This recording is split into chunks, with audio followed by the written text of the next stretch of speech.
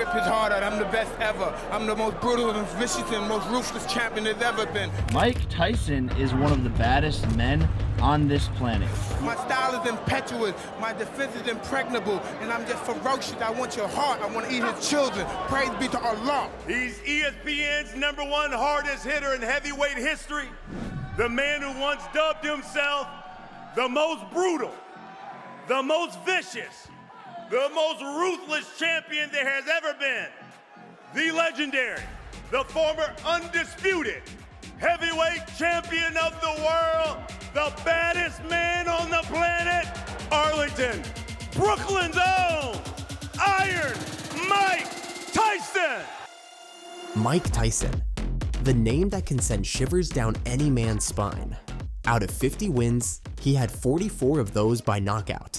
That alone tells you about the level of aggression this man holds.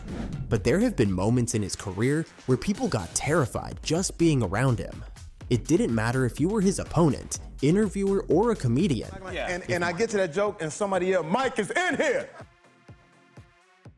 If Mike was around, you better watch yourself. Here are some of the scariest moments from Mike Tyson's career. One of the greatest heavyweight champions that's ever lived. There's no one can stop me. Lynx is a conqueror. No, I'm Alexander. He's no Alexander. I'm the best ever. Let's start with the pre-fight moments. Tyson's intense stare-downs are legendary. One look from him could break his opponent's spirit before the fight even began. Take, for example, his stare-down with Peter McNeely. Peter McNeely looked visibly shaken. And who could blame him? Tyson's eyes were filled with a ferocity that screamed danger. Well, if it starts, you'll see Tyson land. Look at that hammering shot right there. And then, the way he's punching, that right hand right there got him. Another moment of pure fear occurred when Mike Tyson faced Michael Spinks. Before the fight even started, Spinks objected to Tyson's left glove, a move that only fueled Tyson's anger. Spinks was so terrified that he hesitated to leave his dressing room. When he finally did, his fear was palpable. He couldn't even make eye contact with Tyson. The terror in Spinks' eyes was evident, and the fight was over in just 91 seconds, with Tyson delivering a swift and brutal knockout. But he's taking him. The uppercut, look him down. Here comes Mike Spinks in. He leads to the right hand. And he won't be able to do it. It's all over. Mike Tyson has won it. But it wasn't just the stare-downs. Tyson's pre-fight quotes were enough to terrify anyone. That wasn't just talk, it was a glimpse into his ruthless mindset. Sign the contract, big boy. Comments like these showed that Tyson's aggression wasn't limited to the ring. It extended to his very demeanor and attitude. Well, that was with Mike Tyson, and I would consider that the tough fight because I didn't complete it. You know, I got stopped for the first time in my life, and yeah, that would have to be the toughest. Now, let's move to the actual fights. Tyson's brutal knockouts are some of the scariest moments in boxing history. My trainer told me before I left, I bet both of our person that you knock him out in the first round. So I thought he was serious, so just now he said he was lying. And so I went out and knocked him out in the first round. These knockouts weren't just wins, they were displays of sheer power and intimidation. Tyson's unyielding aggression during fights also left opponents terrified. Look at his fight with Frank Bruno. From the opening bell, Bruno was visibly scared. Tyson's relentless pressure and powerful punches kept Bruno on the back foot, and it was clear that Bruno was more focused on surviving than winning. Tyson's ability to instill fear while delivering devastating blows made him a nightmare in the ring. Take another look at it. Mike lands a body shot there and then the hook, and then what he does best, he comes up, another hook and right hand. You'll see him rip the uppercut. There's war angle. Bruno is out, and now it's just a matter of pummeling and finishing the job. The coup de grace. Bruno. His post-fight interviews were often just as intimidating as his time in the ring. One infamous interview was right after a fight where he claimed, "I broke my back. My back is broken."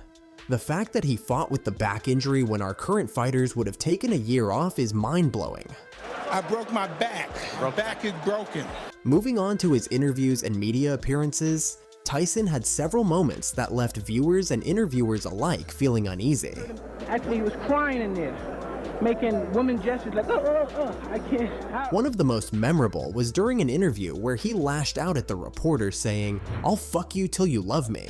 I'll fuck you till you love me, faggot. Then when the reporter asked him about his daughter and he asked him to leave. You have to go.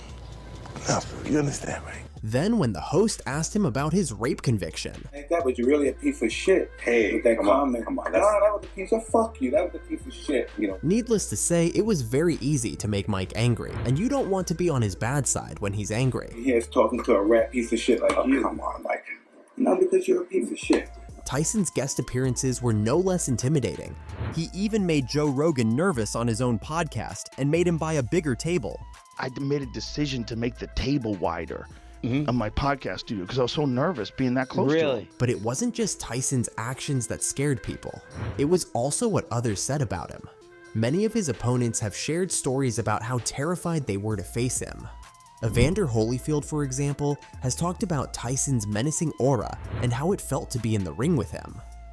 Never been hit like that before, and I remember coming back to the corner, asking did he knock all my teeth out. Frank Bruno, another one of Tyson's victims, often spoke about the palpable fear he felt leading up to their bouts.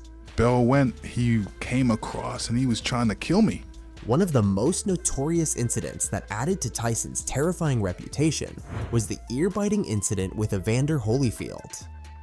During their rematch in 1997, Tyson, frustrated by what he perceived as Holyfield's dirty tactics, bit off a piece of Holyfield's ear. Mike has just seen, look at him. You can see it. You can see it. There it is. This shocking act of aggression led to his disqualification and a significant fine. But more importantly, it cemented Tyson's image as a fighter who could completely lose control.